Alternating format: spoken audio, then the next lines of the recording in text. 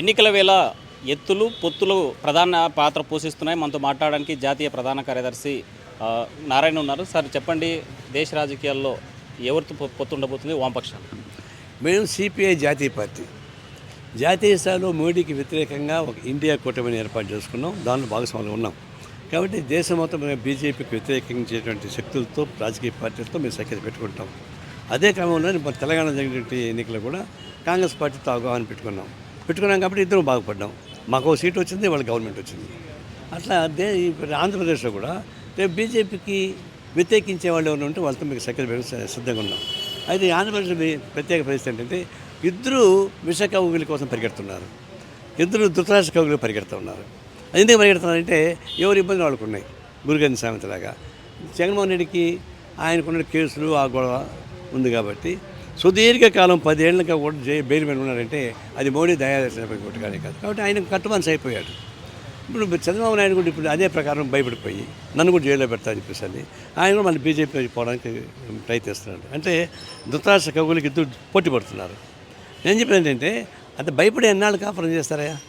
నువ్వు 3 మాటలు ముఖ్యమంత్రిగా ఉంటుంది, 40-50 ఏళ్ళ పాటు రాజకీయాలు ఉన్నావు, దేశం మొత్తం మీద ప్రధానమంత్రిని నియమించిన వాడివి, నువ్వే భయపడితే అట్లా? రేవంత్ రెడ్డి ఎంత నీలో సగం ఉంటాడు, అంత సగం ఉంటే ఆ సగం ధైర్యం తెచ్చుకో, అయిపోయి అప్పు తెచ్చుకో. నేను రికమెండ్ చేస్తాను రేవంత్ ఆ సగం ధైర్యం ఏమయ్యా అని చెప్పని దాన్ని చూసి తెచ్చుకోయా. రాజకీయాల్లో ఫైట్ చేసే మనగాడు తప్ప లొంగిపోతే మనగాడు కాదు. ఆ ప్రకారం లొంగిపోతున్నాడు. దానిలో ప్రమాదం ఏంటంటే ఈయన లొంగిపోతే చంద్రబాబు కుటుంబం బాగుపడొచ్చాము, లొంగిపోతే జగన్మోహన్ రెడ్డి కుటుంబం బాగుపడొచ్చాము. తెలుగు ప్రజానీకానికి అన్యాయం జరుగుతుంది. తెలుగు ప్రజానికి అన్యాయం జరగకుండా ఉండే పద్ధతులు సిపిఐ కూడా తగిన పద్ధతుల్లో వ్యూహాలు ఎదుగుడు వేస్తున్నాం. అంటే మోడీ మానియా పెరిగింది, ఇండియా కూటమి దాన్ని ఎదుర్కొనేటువంటి కెపాసిటీ ఉందా? ఏకాభిప్రాయం వచ్చేటువంటి ఛాన్సెస్ ఉన్నాయా? మోడీయే ఓడిపోతాడని భయపడి ఆయన గుడి చుట్టూ తిరుగుతున్నాడు, యాగా తిరుగుతున్నాడు, పూజలు చేసుకుంటున్నాడు, యాత్రలకు పోతున్నాడు. దాన్ని బట్టి అర్థమైపోయింది. ఇప్పుడు రామజన్మం చేసుకుంటూ రామ మందిరాన్ని ఓపెన్ చేయడానికి 22వ తారీఖున ఆయన ఈవెంట్ మేనేజ్మెంట్ చేస్తున్నాడు. ప్రజలపై నమ్మకం పోయింది కాబట్టి దేవుళ్ళు గోపురాలు మతాన్ని ఇష్టించి సెంటిమెంట్ కొట్టడం ద్వారా ఆయన గెలవాలని ప్రయత్నిస్తారు తప్ప ఆయన గెలిచే అవకాశం లేదు. ఇండియా కుటుంబం బలపడుతుంది, గెలుస్తుంది కూడా. అంటే ఏపీ రాజకీయాల్లో కాంగ్రెస్లోకి షర్మిల రాకని ఎలా చూడాలి? మంచిదే కదా, మంచి పార్టీలకి మంచి అడుగుతా మంచిదే కదా. ఇప్పుడు కాంగ్రెస్ పార్టీ సెక్యులర్ పార్టీ, సరే వాళ్ళు చారిత్రక కాలాలు కొన్ని నష్టం ఉంటుండొచ్చు, కానీ ఇప్పుడు ఆ పరిస్థితి లేదు. కర్ణాటకలో కాంగ్రెస్ పార్టీ గెలిచింది, తెలంగాణ కాంగ్రెస్ పార్టీ గెలిచింది. మరి ఆ ప్రభావం తెలుగు ప్రజలు పనిచేయదా? డెఫినెట్గా పనిచేస్తుంది. కాంగ్రెస్ పార్టీకి జస్తో తప్పించుకోవడానికి అవకాశం ఏర్పడుతుంది. మా ఉద్దేశం కూడా ఒక సెక్యులర్ పార్టీ జాతీయ పార్టీ బలపడితే మంచిదే కదా. ప్రతిపక్షాలను ఏకం కావాలి, వచ్చే ఎన్నికల్లో జగన్ను ఓడించాలనేటువంటి లైన్ సిపిఐ తీసుకుంది. అయితే ఆ టీడీపీ ఎన్డీఏ ఈ బీజేపీతో పోవడానికి సిద్ధపడడానికి కారణం? మేము మొట్టమొదటి కూడా బీజేపీకి జగన్మోహన్ రెడ్డికి బీజేపీ వ్యతిరేకంగా ఉండాలని నిలబడిన వాళ్ళమే. టీడీపీ ఆయన పద్ధతి ఆయన నిలబడ్డాడు, కానీ ఎప్పుడు మేమిద్దరు కలిసి ఒక జాయింట్ మీటింగ్ లేదు. ఆయన చాలా తెలివైనవాడు, జాగ్రత్తగా ఉన్నాడు. ఇప్పుడు ఆయన స్లోగా ఆయన కూడా భయపడిపోయి బీజేపీకి అనుకూలంగా పోవడానికి ఎత్తుగాళ్ళు వేసుకుంటున్నాడు. అది ఎత్తుగాళ్ళు వేసుకుంటే ఆయనకి లాభం జరగచ్చేమో, వాళ్ళ కుటుంబానికి న్యాయం జరగచ్చేమో, కానీ ప్రజానికి అన్యాయం జరుగుతుంది. దాన్ని మేము ఓర్చుకోలేము. కాబట్టి చంద్రబాబు నాయుడు ఫ్రెండా శత్రువు కాదు, కానీ ఆయన ఒక చెడు కంపెనీకి పోయినాక బీజేపీ కంపెనీకి పోయిన తర్వాత మేము దూరంగా ఉంటాం. ఆ తర్వాత ఎవరెవరు వస్తారో ఇది ఆంధ్ర రాష్ట్రంలో డెమోక్రటిక్ ఫోర్సెస్ ఉన్నాయి, ఇంటలెక్చువల్స్ ఉన్నారు, అందరినీ మొబిలైజ్ చేస్తాం, ఒక ఫ్రంట్ కడతాం. ఈ ఇద్దరు బీజేపీ సపోర్ట్ చేసి ఎవరైనా సరే వాళ్ళు ఓడించడానికి మేము ప్రయత్నిస్తాం. డైరెక్ట్ పొత్తు లేకుండా బీజేపీతో ఇండైరెక్ట్గా లోపాయికారి ఒప్పందం పెట్టుకోవడానికి టీడీపీ సిద్ధమవుతుంది అనేటువంటి రాజకీయ వర్గాల అభిప్రాయం మీరేమంటారు?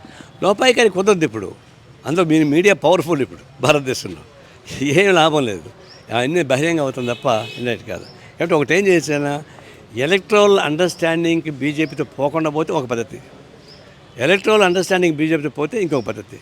ఇప్పుడు ఎలక్ట్రల్ అండర్స్టాండింగ్ పోకపోతే నేను లోపలేస్తానని చెప్పేసి బీజేపీ బెదిరిస్తున్నారు. దాని ప్రకారం ఈయన కూడా ఎలక్ట్రల్ అండర్స్టాండింగ్ పోవడానికి ప్రయత్నిస్తున్నాడు. అటు పోయినప్పుడు సహజంగా ఇంకా ఆయన కూడా ఆ కంపెనీ జాయినట్టే కదా. ఆయన ప్రజలకు వ్యతిరేకమే, తెలుగు ప్రజానికి వ్యతిరేకమే, డెమోక్రటిక్ ఫోర్స్కి వ్యతిరేకమే. మేము దాని ప్రకారం ఉంటాం. వైనాట్ 175 అంటున్నటువంటి జగన్ 80 మంది ఎమ్మెల్యేలు మార్చాల్సినటువంటి అవసరాన్ని ఎలా చూడాలి? ఇప్పుడు ఈ ఎమ్మెల్యేస్ వల్ల వ్యతిరేకత వచ్చింది కాబట్టి వాళ్ళు మారిస్తే బాగుండని చెప్పేసి నాకు అభిప్రాయం వచ్చింది. కేసీఆర్ ఏమో ఎమ్మెల్యేని మార్చకుండా ఓడిపోయాడు, ఈయన మార్చి ఓడిపోతున్నాడు. నేను ఎందుకంటానంటే ఆయన మీద ఆయనకి డౌట్ వచ్చింది, మన పార్టీ ఓడిపోద్దని. ఆయన ఏమంటున్నాడు, ఎమ్మెల్యేస్ మీద వ్యతిరేకత వచ్చింది, కాబట్టి ఆ ఎమ్మెల్యేని మార్చేస్తే కొత్త ట్రెండ్ వస్తుందని అనుకుంటున్నాడు. కానీ జగన్మోహన్ రెడ్డి పార్టీలో జగనే కదా మొత్తం. ఆయన ఆవిడిస్తే వీళ్ళు ఆవిడించాలా, తుమ్మితే వీళ్ళు తుమ్మాలా, ఆయన దొడ్డికి పోతే దొడ్డి కూడా పోవాలా. ఆ స్థాయిలో మీరు పెంచిన తర్వాత ఎమ్మెల్యేస్కి ఏం స్వేచ్ఛ ఉంది? వాడికి ఒక స్వేచ్ఛ ఇచ్చారు. నువ్వు అందంటే వారు కొంచెం తినమని చెప్పాడు. ఇసుక తినండి, మైన్స్ తినండి, ఎర్రచందనం స్మగ్లింగ్ చేసుకోండి, మీ జోలికి మేము రావని చెప్పండి. ఇప్పుడు వాళ్ళని మార్చడం ద్వారా ప్రజానికి వస్తారనుకుంటారు. కాదు, జగన్మోహన్ రెడ్డి మారిస్తేనే ప్రజలకు లాభం వస్తుంది. అందువల్ల ఎమ్మెల్యేని మార్చడం కాదయ్యా, నువ్వు మారితేనే రాష్ట్రానికి మేలు జరుగుతుంది జనం అనుకుంటున్నారు. తెలుసుకోండి.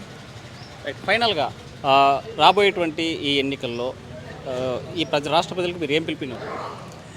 బీజేపీ విషకవులకి ప్రత్యక్షంగా కానీ పరోక్షంగా కానీ ఎవరు పోయినా వాళ్ళని ఓడించమని చెప్పేసి పిలిపిస్తా ఉన్నా.